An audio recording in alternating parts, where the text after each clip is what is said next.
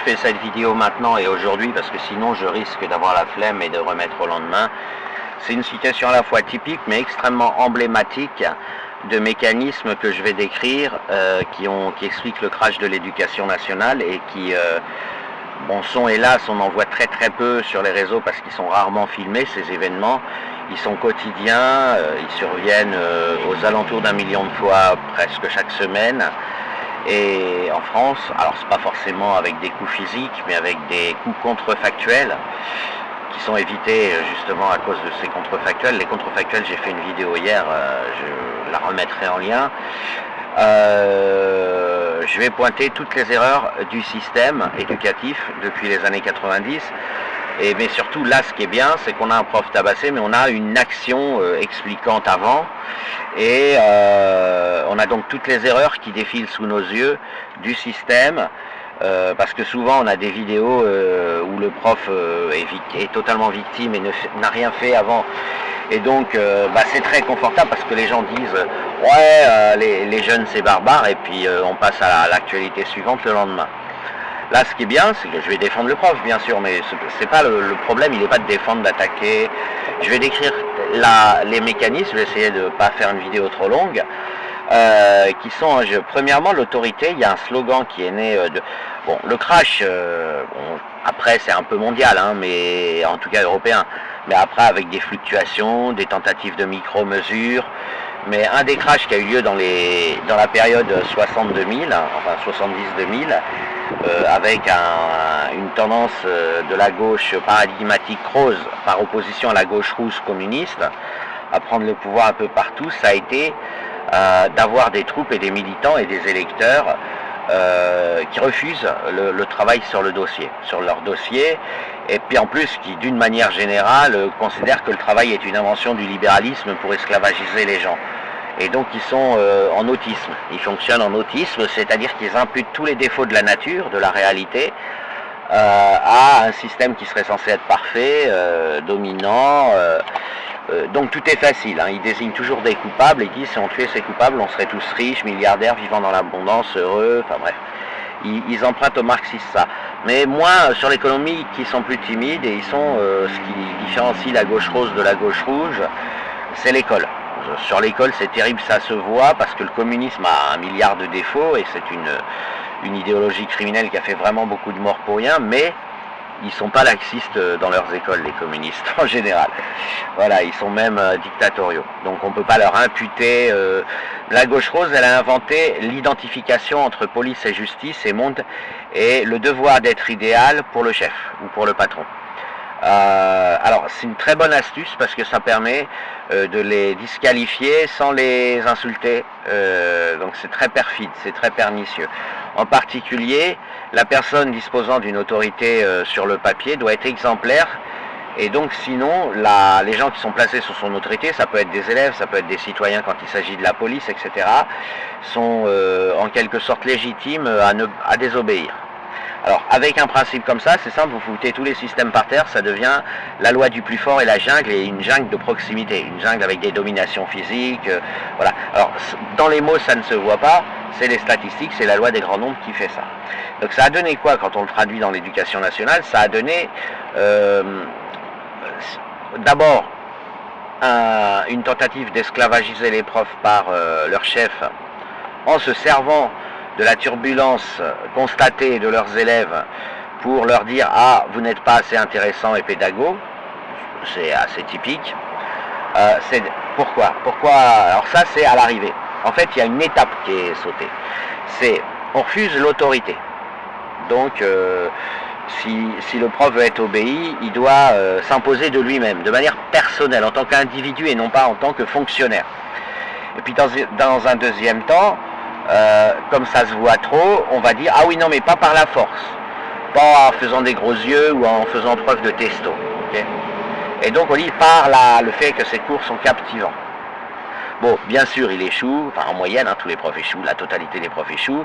Alors certains plus malins achètent la paix sociale en faisant de l'occupationnel, d'autres se font... Bref, peu importe, il échoue, c'est une mission impossible. Mais vous verrez jamais la gauche dire « Il n'avait qu'à rugir comme King Kong ou comme Hulk ». Mais c'est pourtant bien ce à quoi invite Parce que vous prenez un enseignant, un fonctionnaire ou une pervenche. Alors on n'a pas fait la même erreur avec la police de stationnement, elle met des amendes, elle s'en va. Vous ne dites pas, vous convoquez pas les pervenches. Les pervenches, c'est des agents de la police municipale qui mettent des amendes pour les mauvais stationnements. Vous la convoquez pas en lui imputant un manque d'autorité parce qu'il y a des voitures mal garées. Vous lui dites, tu prends un outil, tu notes le numéro et puis tu le poses sur l'essuie-glace et tu passes à la voiture suivante. Alors, pour vous donner une analogie, l'Éducation nationale, elle a procédé autrement. Elle a dit, c'est à la pervenche d'avoir un charisme suffisant dans la rue pour que les voitures, naturellement impressionnées par son autorité et son charisme, ou sa pédagogie, se garent bien. Mais si une voiture se gare mal, la pervenche n'est pas habilitée à mettre une amende, ça n'existe pas. Voilà. Et donc voilà, vous avez piégé. En fait, ce système, il permet de piéger les pervenches, de les stresser, de les faire rentrer chez elles en baissant la tête, etc., en se servant des gens qu'elles sont chargées de discipliner pour les mater. Bon, c'était une idée gaucho au départ, dans un système scolaire qui était, on va dire, en mode routine, en vitesse de croisière, et donc ça l'a craché. Mais après, ça s'est retrouvé, ça s'est aggravé, ça a empiré. Maintenant, les profs se sont adaptés, donc ils ont racheté la paix sociale, ils font de l'occupationnel, ils se débrouillent comme ils peuvent, voilà, pour éviter des turbulences dans la classe. Parce qu'il y a des trucs, quand vous êtes professionnel de ce métier, il y a des trucs pour permettre aux élèves de plutôt dormir que de faire du bruit et de se battre entre eux. Donc ils utilisent ça, et puis validé par parce que la caste qui domine ce système, ils ont vu la bombe à retardement, donc ils ont fermé les yeux, ils ont dit oui, bon, en fait on ne sait plus quoi faire, donc autant accepter que les gens fassent de l'occupationnel. Et donc on va lancer des modes du genre soyez captivants, soyez intéressants, comme si ça empêchait le bavardage et le bazar. Alors du coup, on a en quelque sorte comme les, je sais plus, vous savez, les serpents où vous jouez de la flûte et puis le serpent, voilà. Les profs sont adaptés comme ça. Puis alors après, vous avez une variété chez les personnalités des enseignants qui font qu'il y en a qui vont réussir à s'imposer parce qu'ils sont puissants, ils sont virils, ils impressionnent un peu et ça peut suffire. Partiellement en général. Hein. Et puis d'autres, ils vont procéder autrement, ainsi de suite. Le point qu'il faut retenir, c'est que l'administration, en moyenne, ne les soutient pas. Et quand il y a un incident qui est médiatisé, ils envoient une équipe soit ils mettent un proviseur ou un principal, soit des équipes de choc qui, elles, vont évidemment retrouver le chemin de la rationalité et faire plein de conseils de discipline, réinstaller de la sévérité dans l'établissement, mais en douce, vous voyez, ils attendent l'incident, une bagarre, du racket qui passe à la télé, et là ils envoient, parce qu'ils n'ont pas assez d'équipes de choc. Mais en moyenne, les chefs d'établissement, ce qu'ils font, c'est qu'ils ont peur, comme tout le monde, hein, des jeunes. Et donc ils vont dire ah non, c'est à vous d'avoir de l'autorité, c'est vous l'enseignant, moi je vais pas vous couvrir, je vais pas virer l'élève parce qu'il vous a insulté, etc. Si vous insultez, c'est que quelque part vous manquez de charisme. Je caricature un peu, mais c'est une moyenne. Hein. Ça se passe comme ça pour tous les profs. Et alors, vous avez des tas de situations. En général, les profs ils s'occupent que de leur classe. Dans un établissement scolaire, parce que bon, ils sont astucieux et techniques, ils savent que si ils sont désobéis par un élève qu'ils ne connaissent pas, ils n'auront aucun recours, parce que l'élève va s'en aller dans la nature, ils ne vont pas aller chez le proviseur, à la direction, pour signaler une indiscipline contre X. Hein. Déjà, même quand vous faites, en moyenne, la plupart des rapports ne sont pas traités, sans parler du fait que beaucoup d'enseignants font des rapports moraux. Ils introduisent de la morale et ils ne demandent pas de sanctions, ils laissent à la... Donc tout le monde est un peu maladroit dans l'histoire et ça donne le crash qu'on sait. Alors j'invite les gens, c'est dommage que ce ne soit pas le cas. L'idéal ce serait effectivement vous prenez rendez-vous à l'heure de la récré et vous visitez les collèges et les lycées de France. Si vous avez des enfants scolarisés, vous pouvez le faire, hein. Sinon vous ne pouvez pas. Vous allez ressortir, vous allez même pas, vous allez vomir, hein, tellement en moyenne, hein, il y a des établissements où ça se passe très bien, mais généralement c'est des établissements où il s'est passé un truc et où les équipes ont été spécialement choisies ou légèrement modifiées en mettant un chef à poigne qui n'hésite pas à faire des conseils de discipline, etc. Voilà, donc on va reprendre maintenant, je vais reprendre l'événement. Vous avez un prof probablement doté de testostérone, de sexe masculin, qui a probablement des discussions avec des tas de gens en disant moi j'y arrive, quand il parle de ses classes. C'est donc un prof en situation de réussite, probablement bien noté et qui est fier de sa virilité. Alors après, j'en sais rien, hein, je brode sur... je vous donne le schéma moyen, le schéma général. On voit, il travaille dans un lycée qui a renoncé. On voit une fille en hijab au milieu des couloirs, une élève en hijab, etc. Alors, peut-être c'est un montage vidéo, j'en sais rien, hein, peu importe. Je commente le montage, et si c'est un montage, de toute façon, ce sont des faits qui sont statistiquement très fréquents. Il se rappelle peut-être qu'il y a 3 semaines, il a fait un rapport pour demander une sanction contre un élève et la direction lui a dit « Ah non, non, c'est à vous de vous faire respecter, vous devez trouver les moyens en vous. Voilà, moi je ne peux pas, vous comprenez, on est limité, on ne peut pas virer cet élève 3 jours parce qu'il vous a manqué de respect, blablabla, qu'est-ce qui s'est passé, peut-être Bon, voilà, donc il a compris le message. En réalité, je dis ça, il n'y a pas besoin que ça soit arrivé il y a 3 semaines, c'est continuel, les profs sont sans arrêt renvoyés à « débrouillez-vous par vous-même pour être obéis, nous ne pouvons rien pour vous ». C'est une règle générale hein, dans le système éducatif. Donc, là, il passe devant une classe qu'il ne connaît pas, il donne un ordre, un élève refuse, il lui demande son identifiant. En général, c'est le carnet de liaison dans les lycées-collèges, où enfin, ils ont des liaisons, voilà. L'élève refuse, il utilise donc un moyen et il se fait tabasser. Et comme il peut-être la veille ou l'avant-veille à midi, il dit « Ah non, non, non, moi un élève il va pas me répondre comme ça », vous voyez, il s'est chauffé, peut-être avec des collègues, avec des parents, moi je sais me faire respecter. Bah là, il était en quelque sorte sur une ligne, et c'est normal, c'est naturel. Il y a des tas de pères de famille, quand vous leur parlez, ils dites « Mais moi je crois que je les tuerai tous », vous voyez. Ils vont pas le faire, mais il y a des tas de pères de famille qui voient une blessure narcissique dans le fait d'être à ce point humiliés continuellement par des ados de 14, 15, 16 ans qui les envoient promener parce qu'ils savent que ils se feront pas taper dessus, c'est interdit, voilà. Et donc comme les élèves eux ils s'infiltrent, ils s'organisent, c'est pas toujours méchant. Il a été devant un défi, il a du coup craqué, c'est pas un craquage, il a fait un geste politique. On me demande de me débrouiller moi-même, je me débrouille moi-même. Il a donc giflé l'élève et ensuite les élèves l'ont tabassé pour le mater, hein, parce que les élèves c'est eux qui commandent dans les établissements scolaires maintenant, donc ils autorisent les profs à leur parler gentiment. Voilà, il y a une espèce de statu quo quoi, de compromis. Mais attention, s'il y en a un qui ose faire un acte personnel, il le rappelle vite à l'ordre, ce qui s'est passé là, et vous voyez comment le groupe d'élèves, de manière cohérente, avec des filles présentes, agit si le mal. Et donc lui, il va être traumatisé, l'éducation nationale s'en désolidarisera très probablement, les gamins n'auront rien, et voilà, la suite c'est à peu près ça. Mais ça, moi je suis pas là pour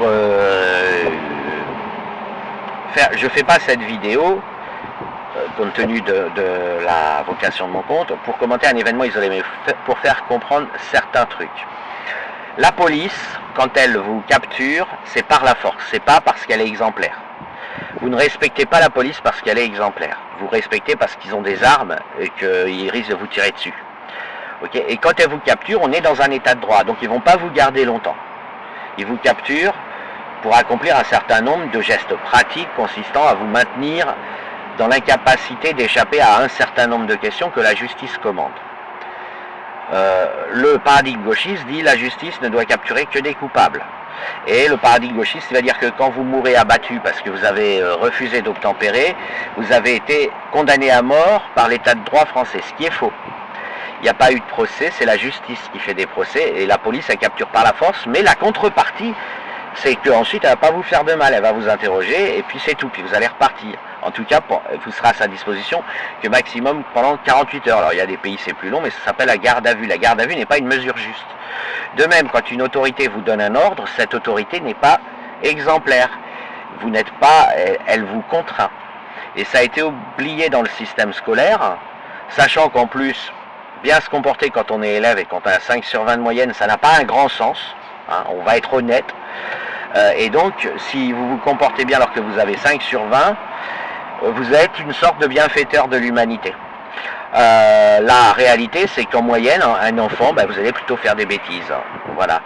parce que vous êtes en situation d'échec, bref, il y a tout un tas de raisons. Et puis de toute façon, vous êtes un enfant, donc a priori, vous allez faire des bêtises, même si vous avez 18 sur 20, sauf que votre 18 sur 20, c'est un gain.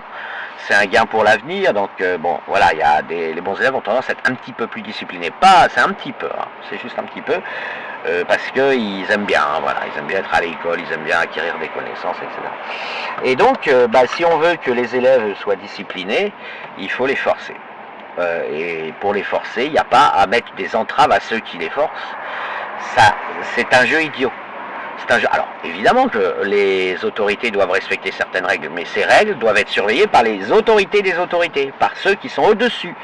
Ce n'est pas à l'élève de redresser, à l'élève ou à la personne arrêtée par la police, de redresser ses torts, si vous voulez. C'est aussi simple que ça, et c'est absolument pragmatique, et c'est absolument incontournable. Vous n'avez aucun système qui marche si on considère que le donneur d'ordre doit convaincre du bien fondé de l'ordre la personne qui doit s'exécuter. Parce que la personne qui doit s'exécuter, par définition, si elle adhère, elle va faire, et ce ne sera pas un ordre, elle ne sera pas sous autorité, elle n'aura pas agi parce que on lui a donné un ordre, elle aura agi parce qu'on lui aura donné un avis, elle a trouvé que l'idée était bonne et elle a décidé de l'accomplir, l'action. Et si vous accomplissez une action qui est une corvée, qui est chiant, quoi, vous n'avez pas envie de le faire, c'est forcément qu'on vous a contraint. C'est aussi simple que ça. Si vous sortez de ce quasi-théorème, si vous voulez, vous allez au-devant.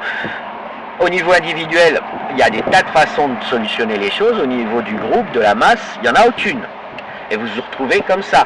Le système détruit un prof, rend des élèves narcissiques et mégalomanes, ils se prennent pour les rois du monde, ils tabassent un prof, etc. Vous voyez, et à la fin, comment voulez-vous qu'ensuite ils ne bavardent pas pendant la classe, ils ne s'interpellent pas et que les profs puissent donner coup, et donc vous aurez le crash. Et tout ça, ce ne sera pas grave, ce sera simplement un échec pragmatique. Voilà. Donc je voudrais bien insister, le donneur d'ordre n'est pas un modèle. Il a une supériorité je ne sais plus quel philosophe appelait ça, la supériorité d'établissement. C'est un con à qui on obéit. Et pourquoi on lui obéit? Parce que sinon il nous arrive des pépins, on est perdant à désobéir. Voilà, on est perdant. Il vaut mieux obéir. Et je pense que la règle absolue, c'est de bien se rappeler, je donne un slogan très simple, l'autorité c'est un con qui nous donne un ordre et on obéit parce que sinon on prend une balle ou un gage. Ok, c'est tout. Il n'y a aucun problème. Et pourquoi un système qui marche comme ça n'a aucune raison d'être un mauvais système?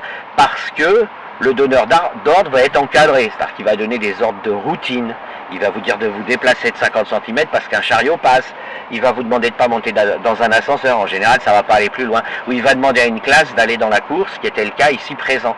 Il doit exister aucune possibilité pour l'enfant de désobéir, il doit s'exécuter sur le champ, et sinon ça doit lui coûter ultra cher, pas parce qu'on en veut aux élèves, mais parce qu'il n'y a aucun intérêt à laisser un espoir à celui qui doit obéir, de désobéir, ça ne va pas lui coûter cher d'obéir. On commence à se poser des questions quand ça coûte cher d'obéir. Mais je vais prendre un exemple très simple. Si vous mettez des carabines automatiques sur les feux rouges, vert, orange et rouge, et que vous abattez via un robot, toute personne qui brûle le feu rouge, elle est abattue, elle meurt. Et ben personne grillera de feu rouge et tout se passera très bien. Alors vous allez me dire c'est très injuste parce qu'au fond griller un feu rouge c'est pas grave. Mais c'est justement parce que c'est pas grave et que ça coûte rien à la personne d'obéir qu'il n'y a pas de problème à être disproportionné. Et ça c'est quelque chose qui n'est pas compris, en particulier à cause des campagnes paradigmatiques de gauche. La sanction ne doit être proportionnelle à la faute commise que si la faute a été commise parce que il y avait un vrai prix pour la personne, un vrai intérêt personnel, moral, intime, à ne pas la commettre. Ok? Et dans ce cas-là, on examine les motifs du fautif, on examine qu'est-ce qu'il a fait pour obéir et pourquoi il a finalement décidé de désobéir, et puis on est dans la proportion, on est dans l'humanisme. Mais quand une faute commise par avachissement, c'est-à-dire n'a aucune raison d'être commise, si ce n'est parce que ça montre juste que pour rigoler, le système ne rend pas coûteux de la commettre. On va vers ce qu'on appelle le bazar en réalité. Et vous pouvez plus rien faire dans le bazar, et puis ça pourrit, ça pourrit, ça pourrit, et ça vous crache un système, comme l'école par exemple, qui s'est crashé. Dans ce cas-là, si vous prenez, je vais prendre un exemple tout con, une convention par exemple, je sais pas, imaginons, c'est des expériences de pensée hein, que je vous donne, mais imaginons un collège par exemple qui interdit d'avoir des pulls rouges. Ça coûte pas cher de ne pas mettre de pull rouge. Il n'y a personne qui a une folle envie de mettre un pull rouge. On peut discuter, il peut y avoir des... Bon, mais je suis sur un exemple pédagogique. Eh bien, si vous mettez une carabine, je varie un peu par rapport au feu rouge. Si vous mettez un système robotique qui, à l'entrée, à la grille d'entrée, capture l'individu et le fouette,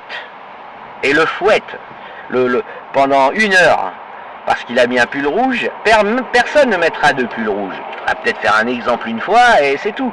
Vous l'entendrez hurler, personne. Et donc, il n'y a aucune raison de se dispenser en tant que système d'avoir des punitions disproportionnées parce qu'elles vont juste avoir comme rôle de faire obéir les gens. Voilà, on regarde, ça me fait chier, mais tant pis, je vais mettre un pull bleu, quoi. Voilà, et puis peut-être... et alors, après, se posera la question des gens qui ont que des pulls rouges chez eux, et donc ça les oblige à aller au magasin d'habits, et évidemment, là, je traite un exemple. Si la personne, dans ce cas-là, elle va pas venir, et elle va envoyer un certificat avec une photo de sa garde-robe, montrant qu'elle a que des pulls rouges, et qu'elle a besoin de faire des courses, et puis c'est très simple. Les choses sont très simples. Voilà, je voudrais vraiment insister, la discipline, ce n'est pas le bien et le mal.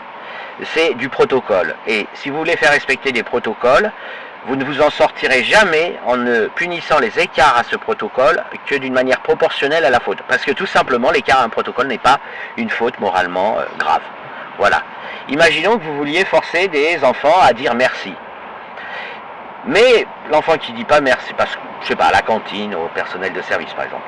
Mais l'enfant qui dit, bon, en réalité on le fait pas, hein, parce que c'est chiant, ça oblige les personnels de service à dire 400 fois de rien, ou, enfin bon, ce serait horrible, donc il vaut mieux rien dire et tout le monde gagne du temps. Mais admettons, ça n'aurait aucun sens ensuite de venir dire après, je suppose qu'on décide de cette règle, ça n'aurait aucun sens après de venir dire, oui, mais il n'a pas dit merci, mais c'est pas grave, c'est pas une faute grave, donc il va pas. Parce que dans ce cas-là, il va pas dire merci, puis c'est tout. Ça n'a aucun. Si vous voulez, et par ailleurs, ça coûte rien de dire merci. Maintenant, si vous prenez l'adultère en islam, sans coup de fouet, là c'est grave, l'islam est criminel. Pourquoi? Parce que la personne qui commet l'adultère, c'est un vrai choix. C'est un très bel élément de sa vie. Elle est tombée amoureuse, je vais prendre un cas positif, elle est tombée amoureuse. Donc là, ça n'a plus lieu d'être, ce que je dis. Mais si on demande à quelqu'un, par exemple, de mettre son nom et sa classe sur sa copie lors, je sais pas moi, d'un examen blanc, et on se constate que les élèves, ils oublient de mettre leur classe, ou peu importe. Et qu'ensuite, vous ne pouvez pas sanctionner parce que quelqu'un vient vous dire, oui, il n'a pas mis sa classe, mais c'est pas grave, c'est pas une faute grave. Bah dans ce cas-là, demandez-lui pas de mettre son nom et sa classe parce que c'est pénible de mettre sa classe et qu'il y en a plein qui vont oublier que c'est pas grave. Vous comprenez la différence entre la discipline protocolaire et le bien et le mal, c'est complètement séparé. C'est complètement... Vous ne pouvez pas mentir aux enfants, vous ne pouvez pas leur dire que s'il y a une règle dont l'infraction à cette règle n'est pas grave, tu vas pas avoir un truc grave. Il va pas t'avoir, parce que sinon tu vas pas le faire. C'est aussi con que ça. Voilà. Et le système, et du coup, vous voyez, quand ça pourrit, et là ça fait à peu près depuis 25 ans, hein, 25-30 ans que ce paradigme est en vigueur, on ne fait que cacher, étouffer les affaires. C'est catastrophique ce qui se passe. Là, l'enseignant, je vais prendre un exemple qui résoudrait ça dans tous les collèges et lycées. Si les élèves avaient un bracelet obligatoire, hein, comme le bracelet électronique pour les prisonniers, alors les gens vont dire, ah ouais, non mais c'est pas beau, c'est pas... Mais on s'en fout. Soyons pragmatiques. Ils ont un bracelet avec un numéro qui permet immédiatement d'être identifiable par n'importe quel personnel éducatif. Ce problème n'aurait pas existé parce que le prof il va dire allez dans la cour, les élèves vont dire non, il va noter le bracelet, il va faire un truc informatique qui va arriver à la direction, il va dire machin et truc ont refusé, m'ont dit non. Voilà, et après vous chargez la direction de soit il vire 3 jours l'élève, soit peu importe, mais le prof n'est plus ce monsieur. Vous voyez, ça se trouve, ce monsieur, il était musulman, maghrébin, avec son orgueil, voilà, il aura plus à être, on lui aura plus infligé le devoir de gagner un combat de boxe, le devoir de subir un non et de rien pouvoir faire, et de perdre un match d'autorité. parce qu'il aurait pu identifier le gamin. Tandis que là, il avait besoin il donne un ordre, c'est refusé, il continue la procédure, il demande un carnet de liaison, le gamin dit non. Et ensuite, il doit se débrouiller tout seul. Et puis après, sa testostérone est défiée et il se retrouve dans cette situation dramatique qui s'est pas mal terminée puisque ça va être uniquement du juridique derrière. Mais derrière, il peut y avoir un drame, hein, c'est-à-dire qu'il peut être viré alors qu'il y a un mois, on lui disait vous n'êtes pas assez sévère.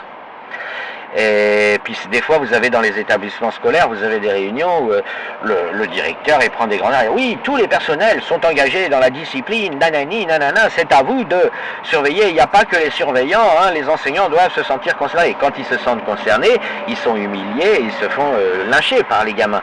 Ce qui est normal. Moi, je serais un enfant.